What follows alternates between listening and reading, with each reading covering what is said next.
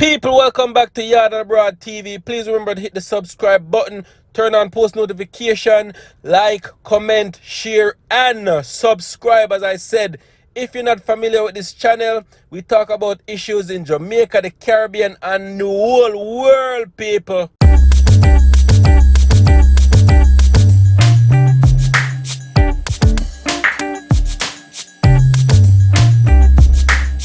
Wagwan people, wagwan viewers and subscribers, thank you guys for tuning into my channel as usual.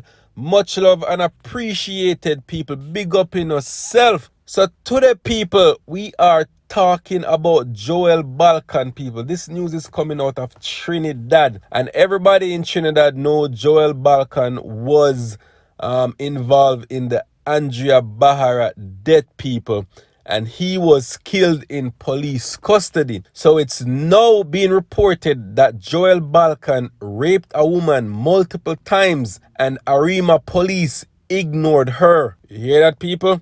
Joel Balcon raped a woman multiple times and Arima police ignored her. So this news report is very long, people, so you have to stay tuned and watch the whole video to get the complete breakdown of what happened, people. And I'm getting this from Alert TNT once again, people, so you have to listen keenly. So it goes on to say, on January 8th this year, a 23-year-old woman was kidnapped, tortured, and brutally raped for 5 hours by Joel Balcon, aka Devon Charles. She found out his name after being shown his picture by a relative on January 31st. The picture was circulating on Facebook of a suspect held in connection with the kidnapping of 23-year-old Andrea Bharatt. You hear that, people? Balcon, who had as many as 70 charges against him, including rape and kidnapping, died in police custody on February 8th while under interrogation by police for Bharatt's kidnapping. Hey, you saw this picture of the man suspected to have kidnapped Andrea Bharatt? Look, it here all over Facebook, the relative said. Glancing at the picture, she started crying and shaking violently. I said, "Oh my God, this is the same person who kidnapped, tortured, and raped me for hours. This is the man I described to police. The same police who shrugged and dismissed me. This is the man," she told the Sunday Express in an interview last week. She recalled that her mother, who was nearby at the time, asked if she was sure. She goes on to say, "I spent the entire time while he was raping me and falling asleep looking at his features. He even has a scar behind his neck. Yes, that is the man," she said.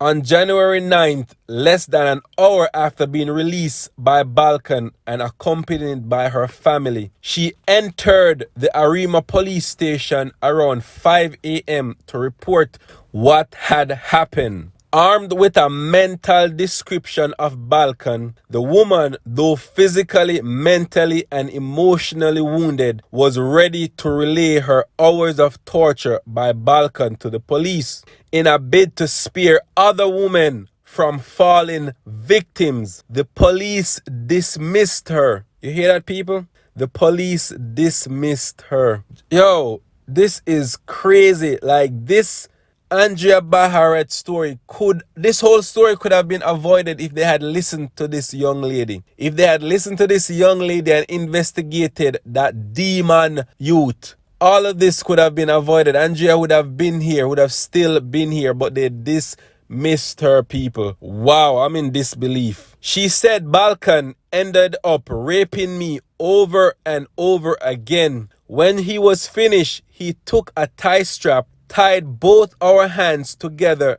and he fell asleep. So before Balcon goes to sleep, people, what he did is tie her hands to his hand so that she can't leave, so she can't go nowhere. That is unbelievable. Just unbelievable, people. Through tear-soaked eyes, I just kept looking at him, memorizing everything about him. I thought if I got back home, I will be able to describe him when I make a police report. I stared at him. I started praying. I cried. I started to feel sick, but I kept staring at him, she said. The cries soon turned to sobs, and in between prayers, he jumped up from his sleep. He was acting crazy. Our hands were tied, and he started cussing, asking where I went, she said. Balcon then took off the tie straps and checked the time. I asked whether I can make a phone call. He said no. I tried to reason with him. He was acting crazy and laughing, then came back to the bed where he again raped me. I could not stop crying, she said. Damn, people, like, can you imagine hours after hours and this young lady being raped by this demon? And she went to report the incident and the police dismissed it. This is heartbreaking. I'm not gonna lie, this is terrible. This is terrible. So now, people, this is the part where she got into the taxi. Having left work a little after 10 p.m. on January 8th, the victim remembered a taxi pulling up on the Brazil stand in San Rafael. I asked if he was going Manuel Congo. He said yes, she recalled. On entering the taxi, she sat behind the driver. She then observed a man across the road heading in the direction of the car. He opened the front passenger side door, threw a bag on the seat, and sat in the back seat. Before the driver drove off, I thought it weird the passenger threw his bag in the front seat and then came in the back. I tried to open the door, but the child lock was on and the driver drove off, she said. The driver asked if she was going to Manuel Congo, and she responded in the affirmative, with the driver saying he would release the child lock when they got to their destination. I was on the phone with my mom and best friend. I told them I am in a taxi and coming home just now since I left work already and I was hungry. I asked she take out the food when I reach home. I found it weird the guy in the back was only looking at me, she said. The woman said the driver, a slim-built, dark East Indian man, went off-route and was supposed to have passed on Concordat Road, but instead sped along O'Meara Road. I was telling my mom on the phone I think something is wrong. I feel I will drop out of the car. The man in the back heard me and looked at me. I asked mom whether my brother was home and she said he is sleeping. She asked why. I did not say anything because the man in the back kept looking at me. She said she kept getting an uneasy feeling and did not know what to do, but kept giving her mother and friend as much information as she could. Her mother's cell phone disconnected and her best friend remained on the line. I told my friend I was feeling frightened and that I will drop off at FT Farfan. I knew something was wrong, she said. By now, the driver was racing and the man next to her, who was pretending to be a concerned passenger, started questioning the driver on directions. My friend on the phone asked whether I was feeling safe. I said no and asked that he stay on the phone with me. He said okay. I told him I was almost home. Upon reaching the La Hocreta traffic lights, the man in the back seat asked her if she had ever seen the driver before. She said no. When we reached in front Penta, I placed my hands into my pocket to take out my money. Same time, he grabbed away my phone, grabbed my two hands together and started cussing. The phone fell on the ground and he placed a knife by my neck, asking what I was pulling out my pockets.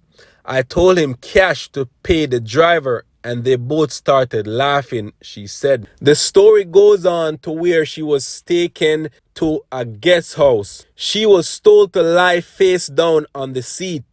Zip ties were used to secure her hands and feet. Her face mask was used to blindfold her. The driver had exited the car while the man in the back seat placed a knife to her neck, demanding her bank cards and money. He started quarreling when he realized I did not have a bank card on me. I told him if he wanted money to carry me home where there is money. He started laughing, asking if I felt he was stupid. He drove off with her lying face down in the back seat. He took me by a guest house in Petit Bourg, telling me he is taking me to his boss, and if I tell his boss where the money is, he will let me go. He said, "Don't try to run. My boy's right here with guns." He said he will call his boys to come stay with me, and they real dread. He left for less than a minute, saying he's taking me to see his boss. She was taken up a flight of stairs and into a room. She was told to strip and related